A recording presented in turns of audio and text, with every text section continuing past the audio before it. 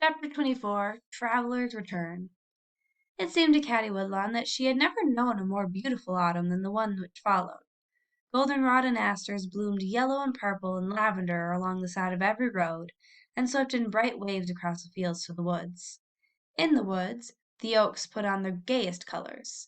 Every shade of red they flung against the clear blue sky, from the soft pinkish lavender to deepest crimson, and the silver birches trembled and shivered in their thinning gold. Perhaps it was not really a more beautiful autumn than many others had been. Perhaps the difference was in Caddie herself. Certainly she saw things now with wide open eyes, and Wisconsin had never seemed so sweet to her as now, since she had been in danger of losing it. One day the Indians came back, and John rode in at the gate and left his pony in the barnyard.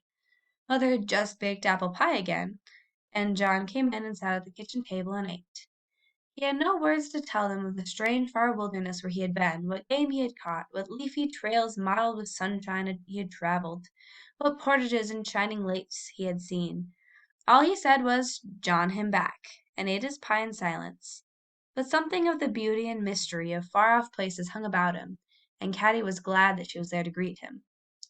His dog sniffed curiously about his legs and moved uneasily back and forth between his master and Caddie. To whom did he belong? To the little girl who had nursed his lame foot and fed and petted him? Or to the tall brown man who smelled of buckskin and birch smoke, and all the strange wild things that crept and scampered in the woods? When John had eaten, he took from his bag a pair of moccasins, decorated with the brightly dyed quills of porcupine, and held them out to Caddie. They were just her size and very beautiful. "Oh, John!" she cried. "Thank you, thank you!" But John had nothing more to say. He spoke in deeds. He took his scalp belt, grunted to his dog, and mounted his pony. But now John's dog was confronted with a problem. He ran a little way with his master, then he came back and gazed, whining, into Caddie's face. Caddie was irresolute, too. If she put her arms around him and patted him, she knew that he would stay. She summoned up her courage.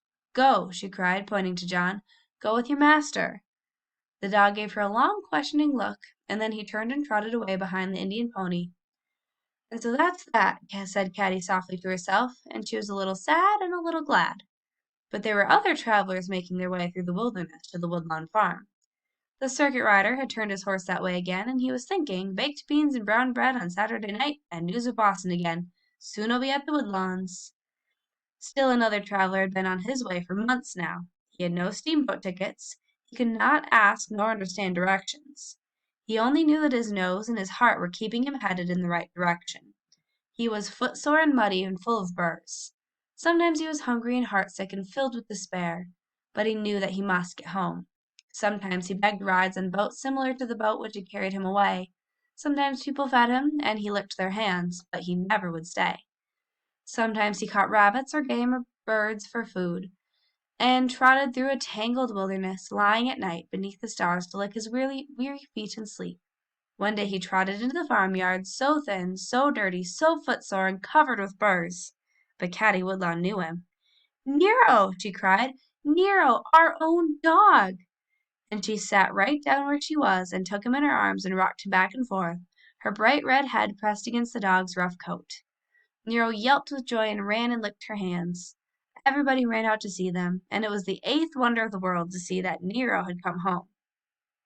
They fed and washed and combed him, and in a week or so he looked very much like the dog which Uncle Edmund had taken away with him so long ago.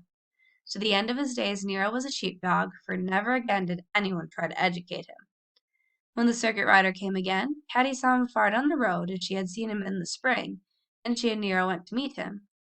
They stood at the gate and waited for him to come up, and a great many things went quickly through Caddie's mind. "What a lot has happened since last year when I dropped the nuts all over the dining room floor. How far I've come! I'm the same girl, and yet not the same. I wonder if it's always like that. Folks keep growing from one person into another all their lives, and life is just a lot of everyday adventures. Well, whatever life is, I like it." The late afternoon sun flooded her face with golden light. Looking toward the approaching rider, her face was turned to the west. It was always to be turned westward now, for Caddie Woodlawn was a pioneer and an American.